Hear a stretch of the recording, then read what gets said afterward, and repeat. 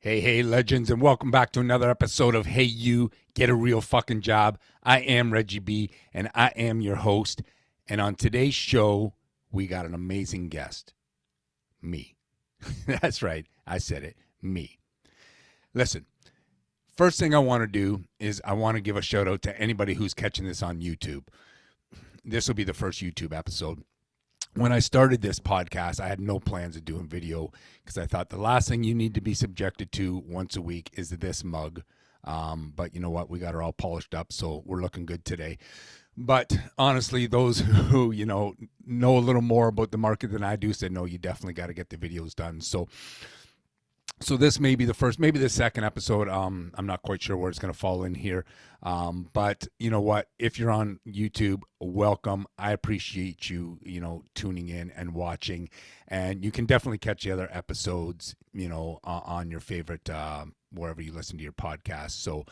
So today's episode is called Reggie Reflects. And what I wanted to do is, what I'm finding is, I've had some great guests so far. And as much as, as the podcast host, as you practice active listening, let's face it, you can't always be listening, right? You got to be ready for, when they either stop talking or, you got a question you want to make sure you don't forget. And so you're not always catching everything. That's, just what I've come to notice. And I thought, you know what? It's really no different than reading a book the second time or watching a movie the second time. There's always something. There always seems to be something that either you missed or you catch a little more depth in.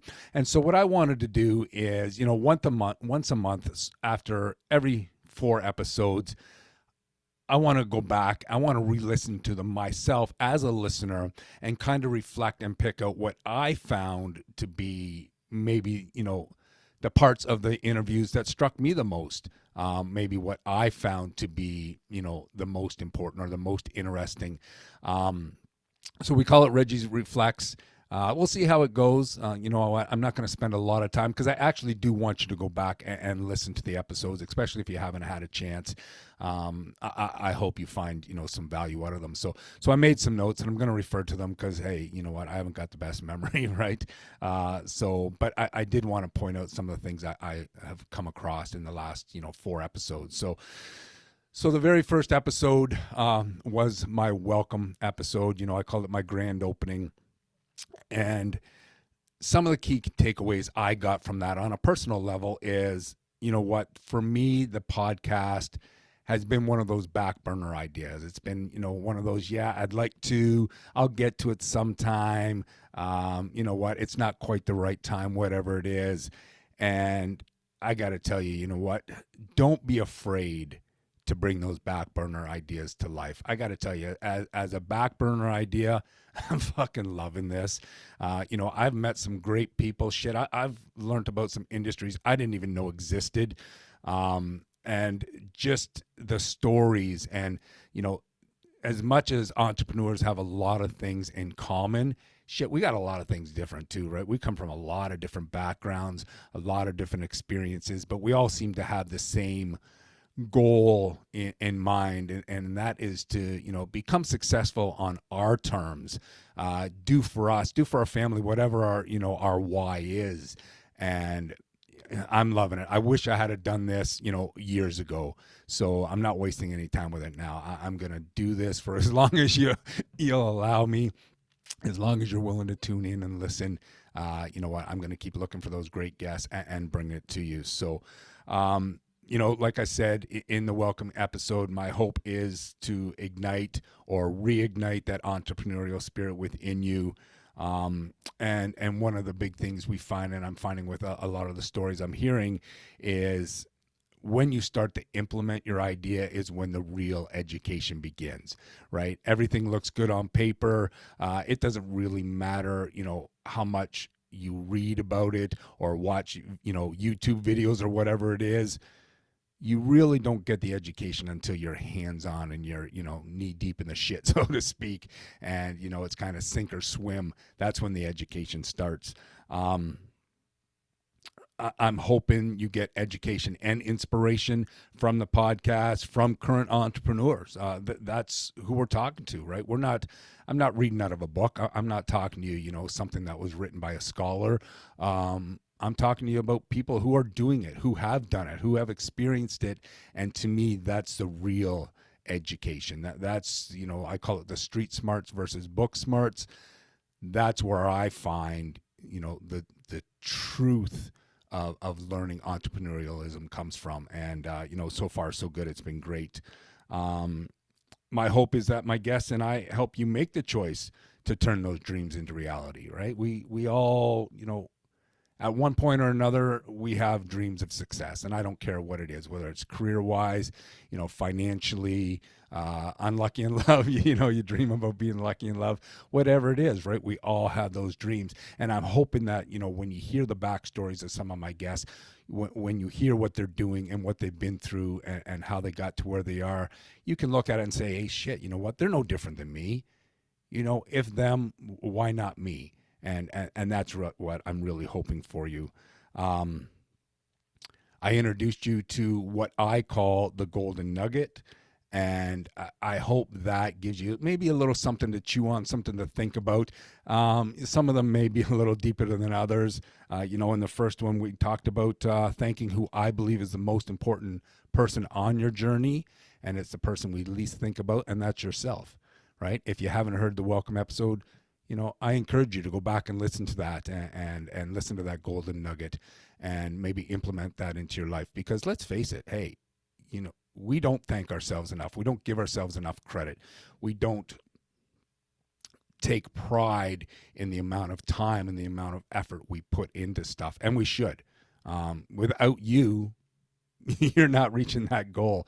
Nobody can push you. Nobody can drive you more than you. You got to be the driving force behind your success. So anyhow, that was my welcome episode. After that, we had Mike Jones on the episode number 2, and I got to tell you, Mike, you ever meet one of those people who, when you're talking to them, you they're genuine. They're just a good person inside. And I got to say, Mike is one of those individuals. And the big thing with Mike, and one of the key things that came out to me, and it kind of pissed me off after I thought about it, is Mike was in an industry he loved. He had, the same, I don't know, same job, but with the same company in management for 20 years, and he loved it. And COVID hit, and, the government deemed a lot of people non-essential. And I fell through that as well. My wife and I had a fitness studio. People in the fitness industry were considered non-essential. And I really didn't think about it as much then, but when I heard Mike say it, and he said they were deemed non-essential, and him and 45, co-workers lost their jobs, that term kind of pissed me off. I thought, how is it a government dares say to people that what you're doing, what the contribution you're making, is non-essential. That kind of hit me a little deep in that episode. It pissed me off. Like I say, how many of us could probably walk the walls or halls of government and find us one or two non-essential people, right? I'm sure there's a few of them. So anyhow, excuse me. One of the big keys I got out of Mike's interview as well is those relationships you build with people. It doesn't matter, what industry you're in, but you just never know when those people might be the ones who help you up. Mike found that, from when he left the retail industry to entering real estate. It was the connections he had made that were there for him, when he needed it the most. Not that he would ever expect that, but he had made those genuine connections, and that's important. Mike showed me that your mindset, right? The mindset during tough times can either serve you or sink you, right? We went through the pandemic, and there's a lot of people who had some tough decisions to make, and you either, rolled with it and stopped, the playing the victim card and got your ass up, and you found something new to do or recreated yourself or whatever it is, or you sat in the sidelines and played the victim and said, poor me, whatever the case may be. And that mindset, to keep pushing and drive on, is huge. And he wanted to show that, for his children. He had two young kids, and the last thing he wanted them to see is, dad, he got kicked, and instead of getting up when you're down, he stayed down. And that's definitely not the type of person Mike was. So we definitely need more givers in the world, right? Mike, and he is a giver. He's one of those guys, like I say, he's just genuine. And I really got the feeling from him that he's that guy who would give you the shirt off his back in the middle of winter and walk to the store, to buy a new one. He's just not one of those guys who seems to expect anything from anybody, but would definitely, help you out when you needed it. And we definitely are lacking that, I think, in society today, and we definitely, would love to see more of that. Managers, we've all had our share of good ones. We've all had our share of bad ones. What's the saying? People don't leave, companies. They leave managers. They leave poor managers. Managers should strive, to help develop and look after their people, right? Because the people will look after you. I think it's Richard Branson, I think, that maybe says that, look after your people and they'll take care of the company, right? That's important. Great mentors are essential to help you succeed. I don't care, where you are, what industry you're in. If you have somebody who's been there, done that, and that's kind of what, I'm hoping you get from this podcast, it can really help you. It can cut, some of the learning curve off your journey. So you're never too old to start again, right? That's one of the keys I got from Mike too. I think he said he was pushing 40, I think it was, when he got, non-essentialized, let's call it. And he said, yeah, whatever. You know what? I'm 40. I'm only 40, right? Some people consider 40 to be old. But you got to keep going, right? You just got to do what you need to do. So, and, the last point I got from Mike's interview, and certainly not the last point, but the last one I'll point out here is, you just can't give up on yourself, right? Don't give up on yourself, or don't give up on the power of positivity, right? If you can keep that positive mindset, it will help you, when it seems that the chips are down. So great interview with Mike. You know what? Listen to that one, and you'll be energized for sure from Mike's energy. Next guest we had after that, like I said, as I'm going through this, there's industries and jobs I've never heard of. I had on a gentleman, Sam Osborne, Self-Worth Sam. He is an imposter syndrome expert. I never knew what the hell imposter syndrome was. At least my understanding of it was different than what the definition of it is, and he taught us about imposter syndrome and how it can affect us in different areas of our lives. Some people affected in more areas than others. Seems to be more based on your career and how it affects you.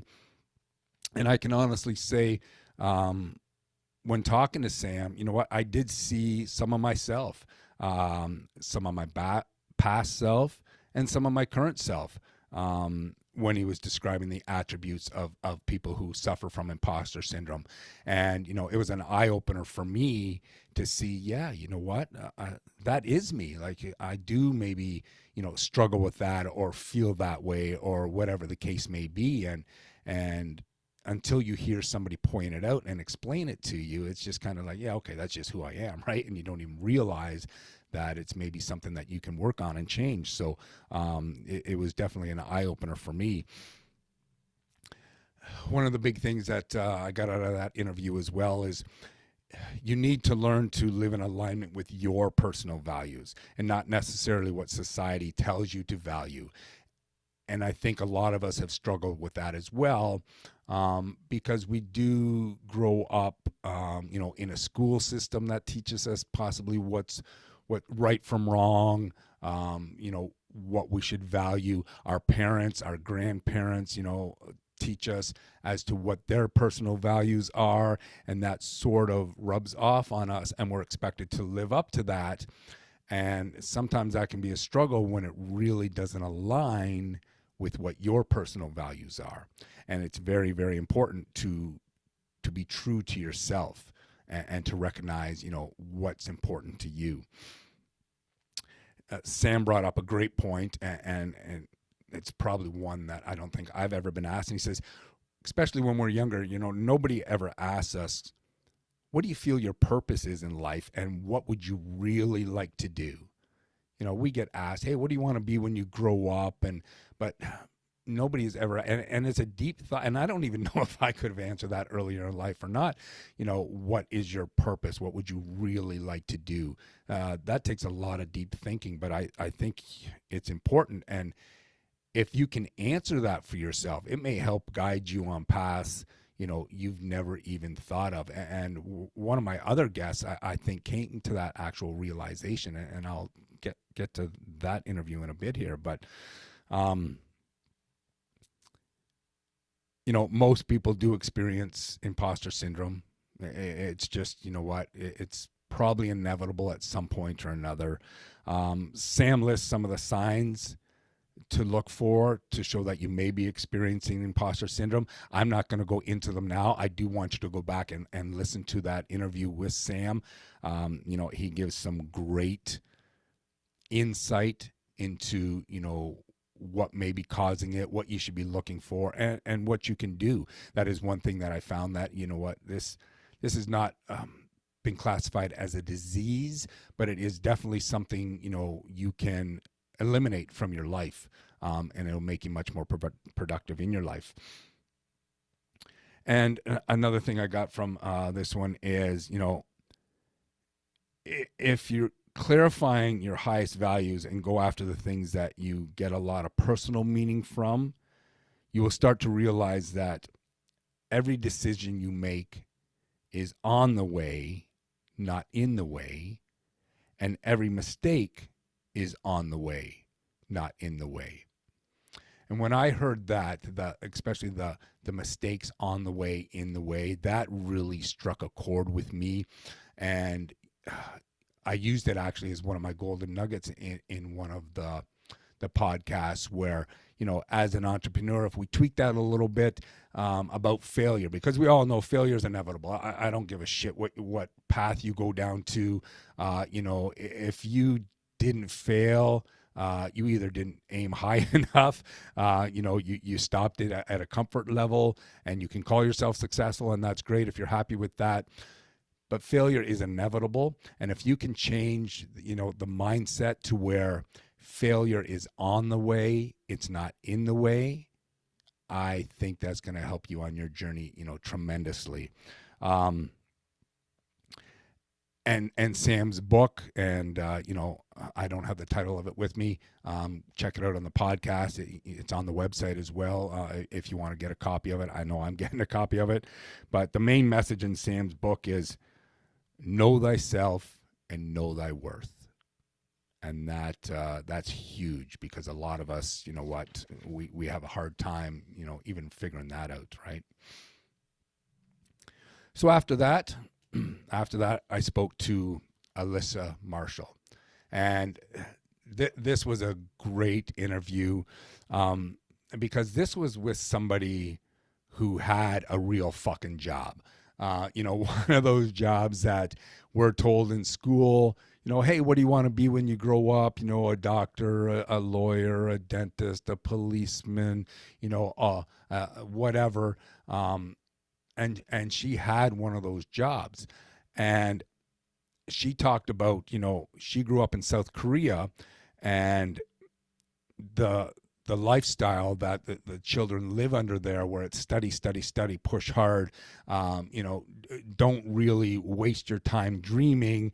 It's kind of, A lot of them wait till they write their SATs to kind of decide, okay, that's going to dictate what I do with my life. And she talked about how, making the transition from becoming a dentist. She spent 6 years in Korea becoming a dentist, transitioning to the U.S., and that's the first time she was ever experienced or exposed really to entrepreneurship. And she needed 2 more years of schooling, to become a dentist in the U.S. So 8 years total. And it was during her senior year at U.S. Yeah, I can't remember. Sorry, where she went to school. LSU, I think. But it was during her senior year there where she was introduced to a book. And I'm not going to tell you the title of the book. You'll need to listen to the podcast to find that out. But it was listening to this one book in audio while she was, preparing for her exams and stuff that completely changed her life. And she says that is not exaggerating. She's not making some story. She said it absolutely opened my eyes and changed my life to where I realized, shit, what am I doing? I don't even want to be a dentist. There's other possibilities out there for me. And she spent 8 years, and this is the part that gets me, 8 years to become a dentist. And after listening to this book, she spent 6 months in actual practice before she gave it up and went on her own. Like that just, who would have, for lack of a better term, the balls or the tenacity to say, yeah, the last 8 years, who cares? Screw it. I'm going down a different path. That to me was amazing. So she talks about in the interview about, transitioning from doing live workshops. The company she has helps people take live workshops and turn them into online courses and put them on websites or offer membership websites. And she talks about that and how to, transition from doing live courses to online courses. And that was a game changer for her because they started doing live courses. And anybody who's done them knows you can only do so many because you're only one person. You can only, go live for so many hours a day. And then taking it online, which she didn't even think was possible. She didn't know how she was going to do that. So that was pretty cool.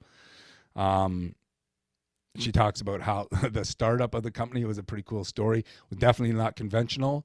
Kind of had her feet held to the fire, had 2 weeks to live up to some promises that, excuse me, that she had made.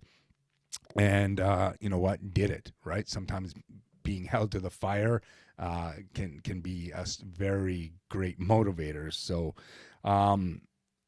she does talk about, her company and how it helps simplify things for those people looking to do online courses. I definitely recommend checking it out.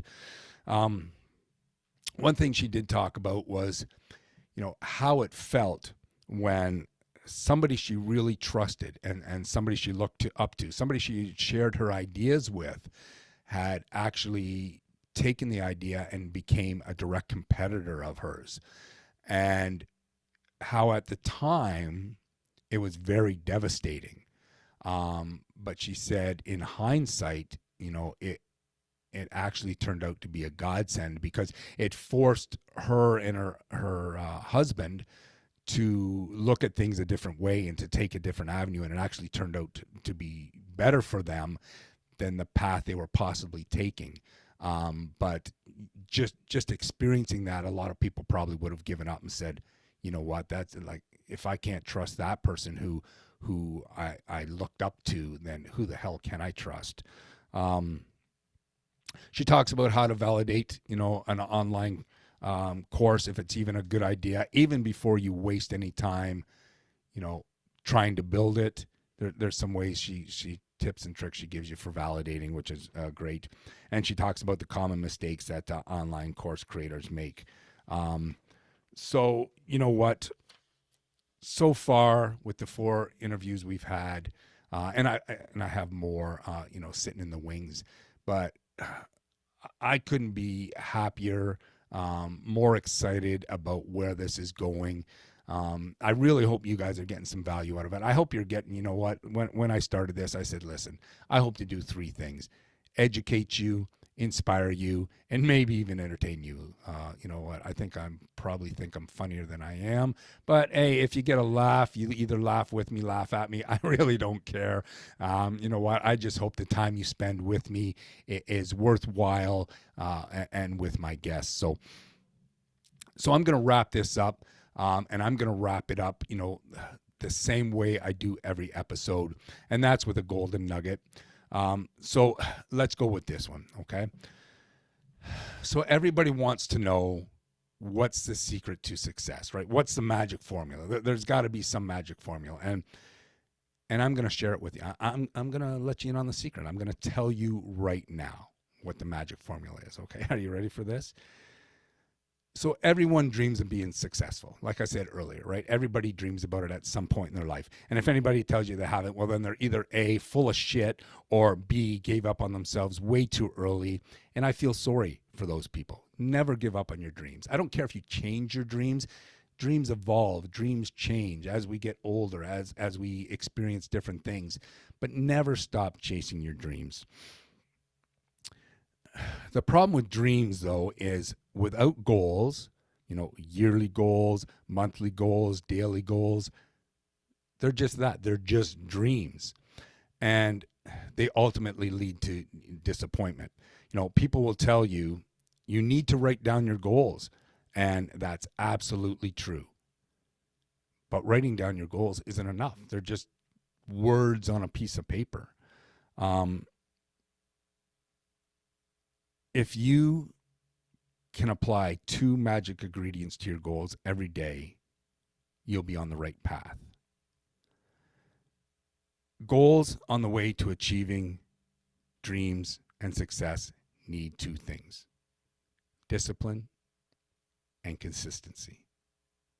If you're looking for a magic formula, discipline and consistency.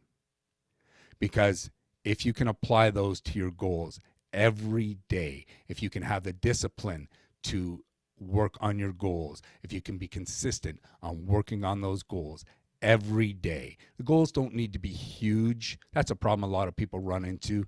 Make them small, make them measurable, make them smart. You've probably heard the analogy SMART. So make them SMART goals.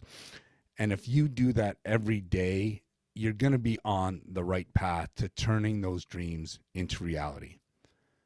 Keep striving and never give up. That's a wrap for today, legends. So before we go, do me a favor, hit that subscribe button, and then go out there and become that goddamn legend you're destined to be. Talk to you soon, legend.